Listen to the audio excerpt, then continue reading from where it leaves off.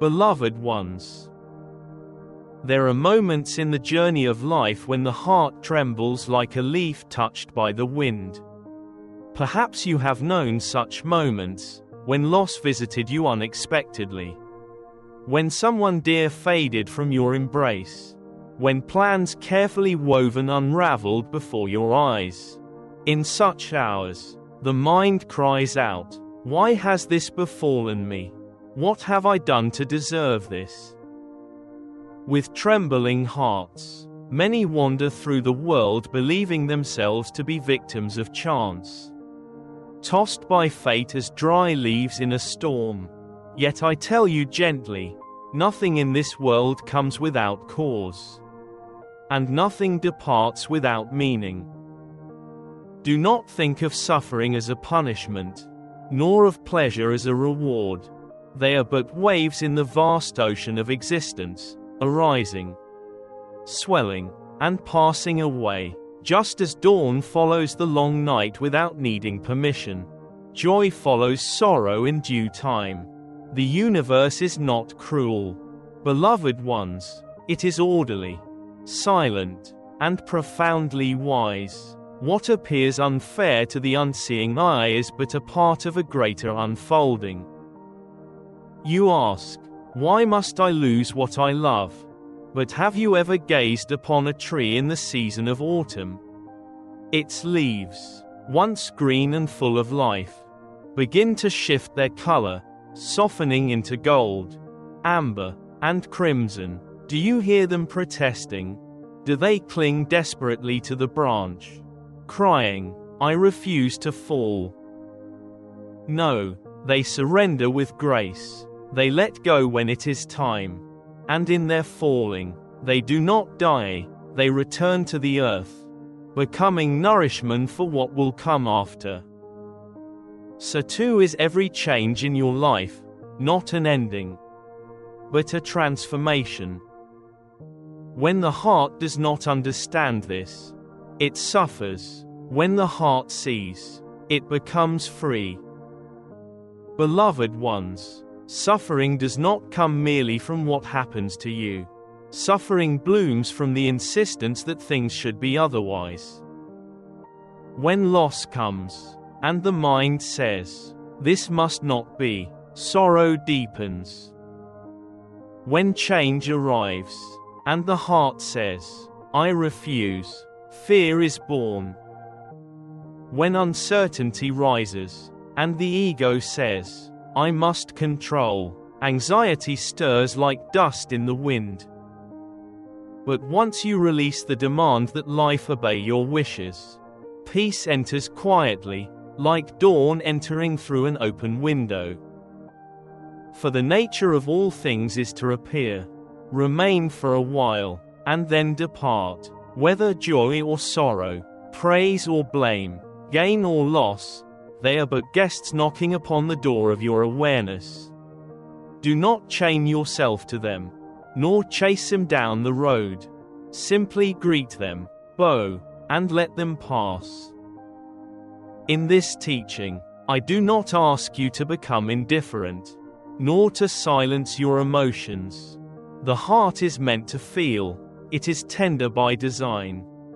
I only invite you to observe without clinging, to love without possessing, to walk without grasping at each step. For in such stillness, wisdom arises. In the next part, beloved ones, I shall speak to you through the story of a falling leaf, and how within its descent lies the secret to unshakable peace. Let us now walk together beneath the canopy of an ancient tree. Its branches stretch toward the sky like the arms of one long surrendered to peace. Upon its limbs rest countless leaves, each one shimmering gently in the sunlight.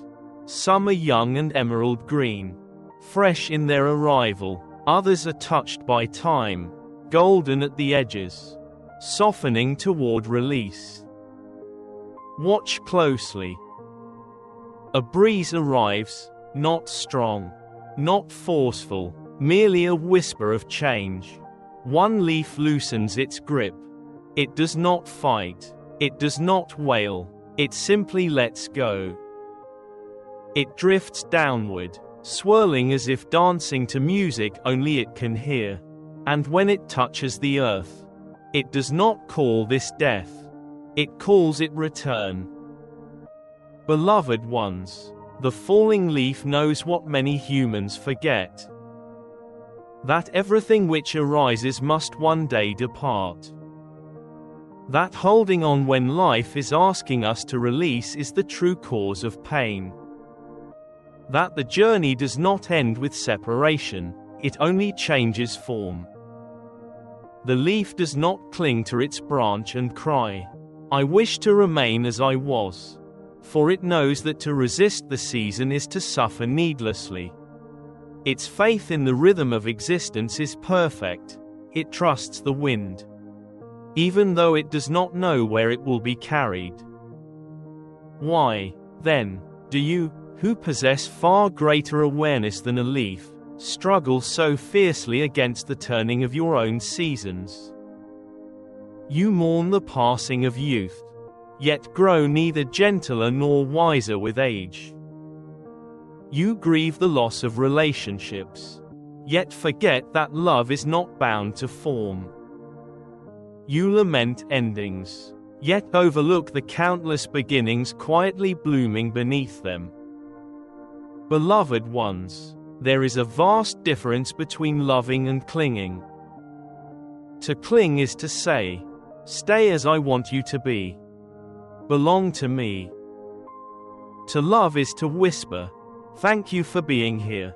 May your path unfold as it must." To cling is the voice of fear. To love is the voice of trust.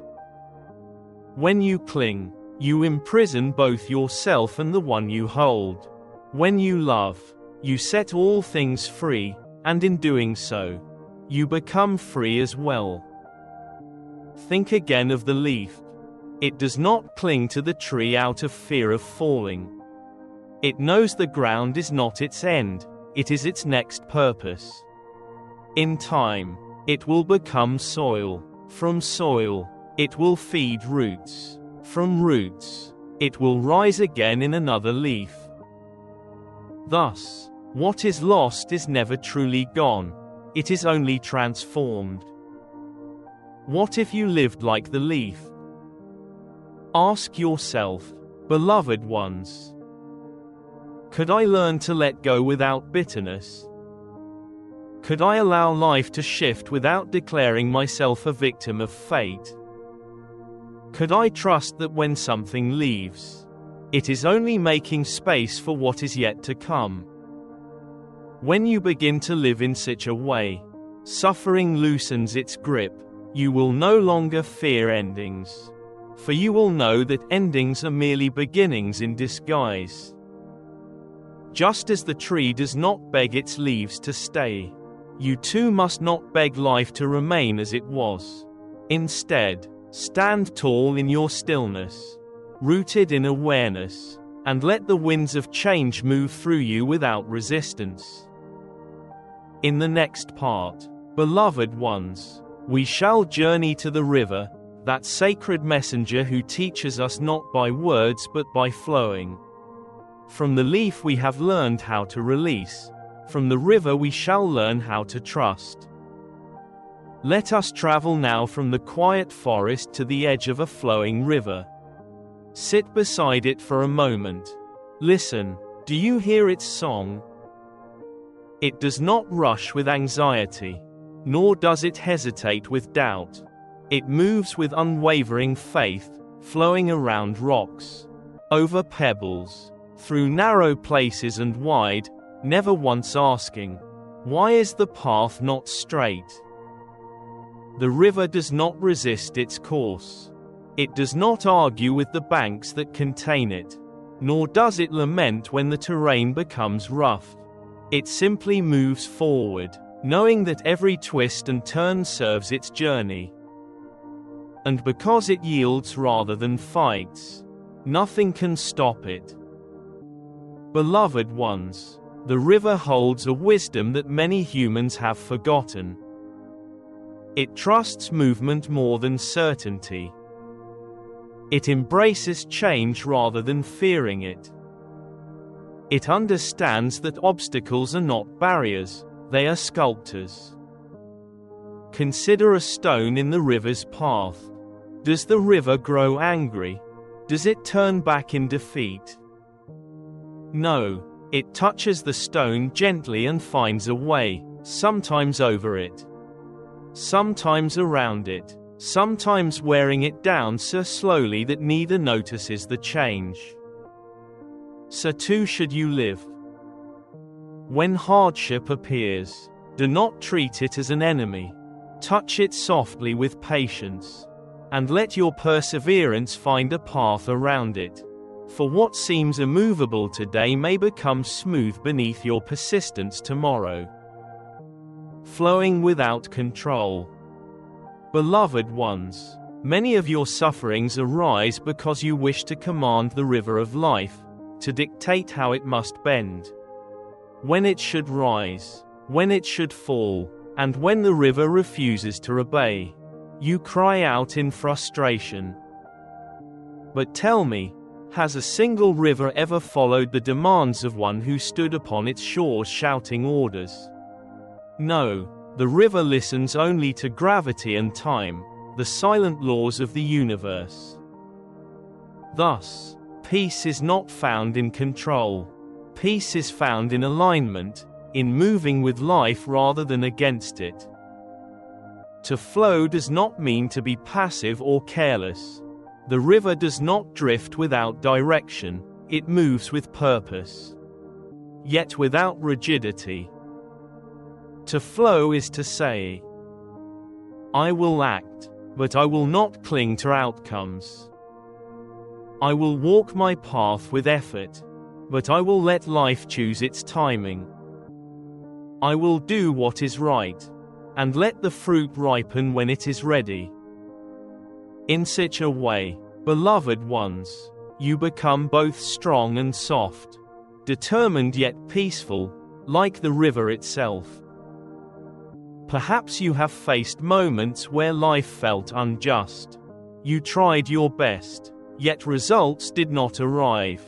You gave love, yet were met with silence. You waited patiently, yet blessings seemed delayed. In such moments, remember this: when a river enters a stretch of dry land, it does not despair, it sinks into the earth, traveling unseen beneath the surface, only to reappear later, renewed and fuller than before. So do not assume that progress is absent just because the world cannot see it. Sometimes your growth occurs quietly, hidden within, and when the time is right, like the river emerging from underground, your strength shall reveal itself. In the next part, beloved ones, we shall leave the river and enter the stillness of night, where a humble oil lamp flickers softly. From its gentle flame we will learn how mindfulness becomes the light that dispels all darkness. Beloved ones, let us now step away from the flowing river and enter the stillness of night. The sky is dark, and the path before us is unseen. In such darkness, the mind begins to tremble. Shadows appear where none truly exist. Fear multiplies what is harmless into what seems dangerous. But behold, in the midst of this darkness, there is a humble oil lamp. It does not blaze like the sun, nor does it roar like fire. Its flame is small, steady, and silent, yet that single flame is enough to dissolve the entire night around it. Such is mindfulness. Beloved ones, every one of you carries an inner lamp, a flame of awareness.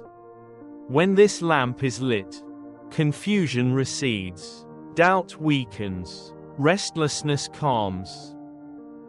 When anger arises, shine the light upon it and watch how it flickers, unable to sustain itself under observation. When sorrow visits the heart, do not drown beneath it in darkness. Sit beside it. Hold your lamp of awareness toward it. See its texture, its color, its voice. In being seen clearly, even sorrow begins to soften. When joy arrives, let your awareness illuminate it too. Do not cling, but appreciate, like holding your hands toward the warmth of the flame without trying to imprison it. Awareness does not judge. It does not reject. It simply sees. And in being seen, all things become lighter. There was once a traveler walking through a windy night, carrying a small oil lamp. The gusts threatened to extinguish it again and again. Another passerby, seeing his struggle, mocked him, saying, "Why do you protect such a weak light? It is bound to go out. Better to walk in darkness and endure." But the traveler replied gently, "The light may be small, but it keeps me from stumbling. It shows me where to place my feet. Even if I must shelter it with both hands, I would rather guard a flickering flame than surrender to blindness." So too, beloved ones, is the practice of mindfulness. Some days, your awareness will be steady and bright. Other days, it will flicker as emotions surge like wind. But do not abandon it. Even a wavering mindfulness is better than the darkness of heedlessness. Consider the oil lamp itself. For its flame to remain, 3 things are needed. 1. Oil, the fuel of sincerity and continuous effort. 2. Wick, the discipline that draws wisdom upward. 3. Shelter, the compassion with which we protect our own hearts. Without fuel, effort fades. Without discipline, wisdom cannot rise. Without gentleness, even the brightest flame may be blown out by harshness. Thus, beloved ones, treat your practice not as a duty, but as a tenderness. When the mind grows restless, do not strike it with judgment. Instead, whisper kindly to it, "Come, let us sit. I will stay beside you, no matter how many times you wander." You may not always be able to control the world around you. Storms will come, people will change, bodies will age, fortune will rise and fall like the tides. But as long as your lamp of awareness is lit, you are never lost. Let it be your refuge when confusion clouds the mind. Let it be your anchor when emotions swell. Let it be your friend when loneliness whispers in the night. For as long as you remain aware, you are awake, and when you are awake, no suffering can claim you completely. In the next part, beloved ones, we shall gather all the teachings of the falling leaf, the flowing river, and the gentle lamp, and weave them into the practice of equanimity, the serene art of remaining steady amid all change. Beloved ones, to understand impermanence is wisdom, but to live in harmony with impermanence is liberation. Knowledge alone does not free us. It is like seeing the river yet refusing to step in. True peace arises when wisdom becomes practice. When insight is not merely known, but embodied in every breath. So let us speak now of practice, of how to walk through a shifting world, without being carried away by its storms. First, anchor yourself in the breath. When a wave of fear arises, do not fight it. Return gently to the rhythm of inhaling and exhaling. Feel the body rise like the tide, and fall again like a leaf descending toward the ground. In that quiet rising and falling, you will hear the universe reminding you, all things come and all things go. Let the breath be your refuge. Second, welcome change instead of resisting it. When something leaves your life, a relationship, a possession, a dream, instead of asking, "Why was this taken from me?" let your heart ask, "What lesson is this offering me?" The leaf did not curse the wind when it was carried away from its branch. The river did not mourn the waters that flowed beyond the bend. The oil lamp does not cling to each flicker of light, for it knows another will follow. Third, practice gratitude for each fleeting moment. Before you sleep, place your hand over your heart and whisper softly, "Thank you for this day, even if it was imperfect. Thank you for what stayed, and thank you for what went away." Gratitude is the balm that heals the wound of impermanence. It is the light that turns loss into offering. And finally, beloved ones, be gentle with yourselves. Even the Buddha did not awaken in a single breath. Even the river began as rain.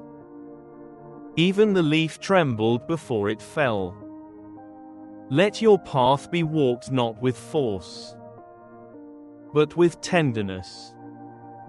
Walk slowly, breathe deeply, smile softly. For each mindful step is already a step toward freedom. Beloved ones, may you walk gently in this impermanent world.